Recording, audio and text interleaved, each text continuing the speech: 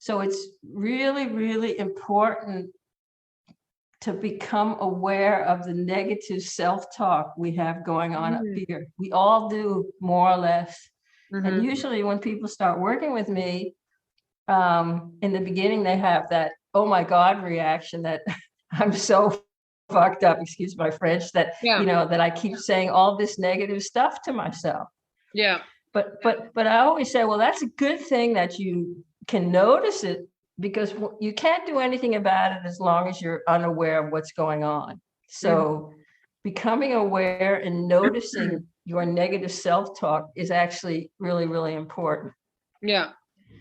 And then you can say, but okay, now I can see that, then what am I going to do about it? How am I going to change it? And so then I usually talk about what I call the Great Law of Substitution. And that is that we cannot directly change our negative thinking. In other words, if you say to yourself, I'm not going to think about that, then you're actually thinking about it more. So you cannot stop negative thinking by saying, I don't want to think about this thing that's making me angry, upset, depressed, whatever it is, because then you're actually thinking about it and you're putting more energy in it. And that's where the Great Law of Substitution comes in, that the only way you can stop thinking about something that's really bothering you or something that's really negative is to shift your focus. Yeah, right. Yeah. So in other words, if I say to you, Carol, don't think about the train ride to London that you're soon going on. Yeah. What are you thinking about? Of course you're thinking about. But if I say, well, think about that you're soon going to be eating some lovely strawberries and berries, and then what are you thinking about? So then you're thinking about the strawberries that you're soon going to be eating. So you cannot think two things at the same time. That's the mind doesn't work like that. It only can think one thing at a time. So therefore, we have to try to choose more wisely by shifting our focus. Because that's also like when we talk about this kind of, changing the shift, or like shifting the mind like that, in that sense, like, because for example, like what I always wonder is, so when something bad happens to us, like our first reaction is usually negative, right? Like, or sometimes it's stress, or sometimes like, is there also any way, is there a way to sort of deal with that, or is there a way, because I sometimes wonder, like, I love your books, and I love, I've learned your techniques, but I find it the hard, and other techniques as well. But I find it the hardest, like, for example, like for me, the last 2 days were really hard, because it was like, okay, we have new regulations now in Holland, and nearly all my workshops were taken away from me. And my first reaction is like, oh my God, and I'm crying, I'm stressed, like, and I actually want to seclude, like, I don't want to be thinking about being around people. I don't want to be, or even my frequency is like, when normally I'm a super positive person, but I find that initial reaction so difficult, because I know I don't want to react like that. Well, you can say there's different ways you can approach that. I mean, you can say, first of all, getting real about what's happening in front of us. Yeah. So in other words, by shifting the focus, is not about being in denial. We're not talking about that. But then it is also, if we look at what's in front of us, I call it making peace with where you are. So what do I mean by that? It means that reality is what it is. The things that we cannot change. We have to be really clear about what it is we can do something about and what it is we can do nothing about. I talk about that all the time, as you know. And you could say, like, the coronavirus situation, the lockdown in Holland, all of these things are beyond your control. Yeah. It's the reality. It's like, I don't want it to be raining today. It's not, I'm just, we cannot do, so then the thing is, so making peace with where you are, people often think when I say that, it means giving up and being passive. I don't mean that, but I mean that when you resist the reality, you put more energy into it. And so we have to try to figure out a way to make peace with it, so our energy is softer and flows better, so we can move on from that in a good way. Yeah.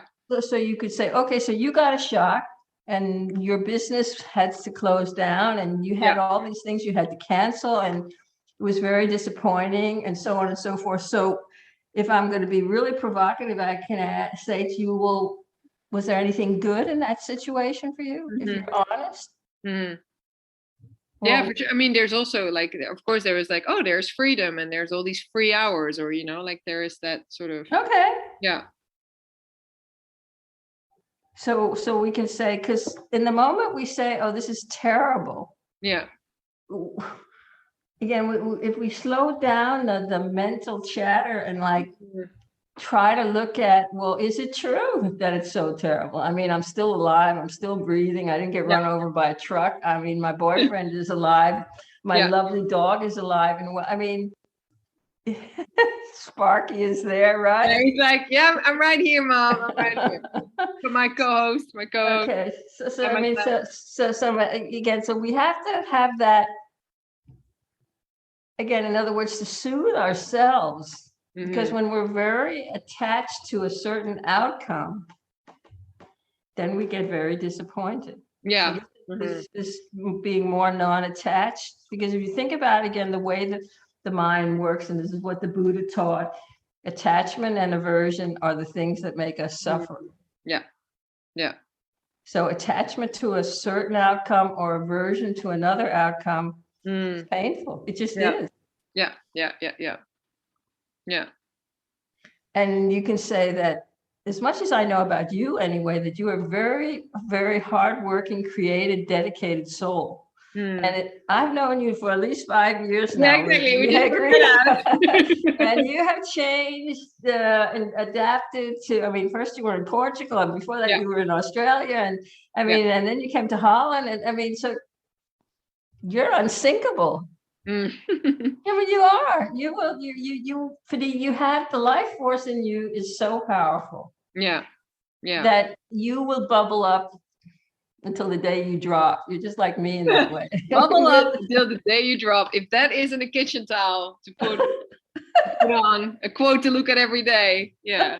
No, but it's true. It's true. I do. Yeah. I just sometimes. I can be harsh on myself as well. And then I feel like my initial reaction then disappoints me, like what, like, because I do get negative and I get very like, oh, and everything is okay.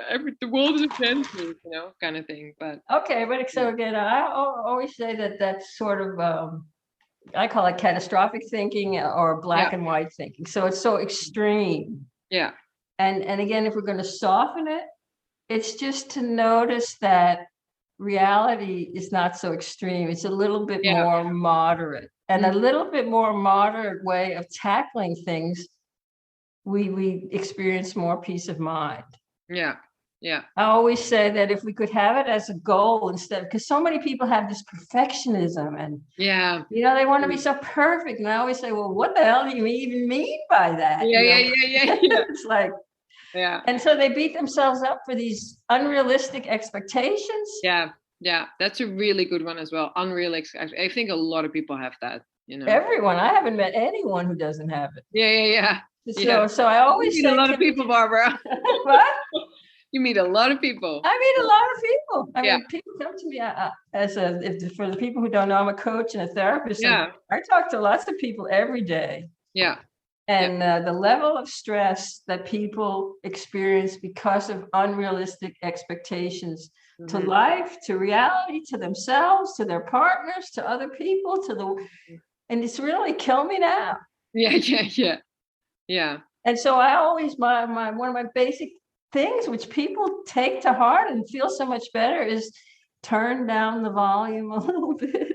Turn down the volume just a little bit. And then I say that when you sort of start to get the hang of it, you could say, one of the things that I really like is to say, well, how would it be if you could just say moderately comfortable as a goal? Yeah. Instead of I got to be perfect and I got to be in control of every little bit. You're never going to do that. It's just not, there's too many moving parts. It's just not possible. Yeah. So to be moderately comfortable with the human condition, you could say, be moderately comfortable with being a human being, and to be moderately comfortable with who you are in terms of what's going on. And then the other bit of this puzzle, which is also so important, is I know, for example, I know you quite well, without a doubt, you have good intentions. I mean, the Dalai Lama always says too, and the Buddhists always say, the most important things are our intentions. We are our goal, the thing that we are trying to achieve. The good intentions is working for the welfare of the world order, trying to promote healthy living, trying to promote kindness to animals, trying to promote healthy eating. I said, all of these things are all based on, the human family, love, compassion, kind. I mean, it's all of these things. So if you don't get it right every moment of the day, so what? Your underlying frequency is to dedicate your life to making this planet a better place. I know that about you. So again, so the fact that you beat yourself up sometimes, it's not serving you or your goals, actually. Yeah. True. Yeah.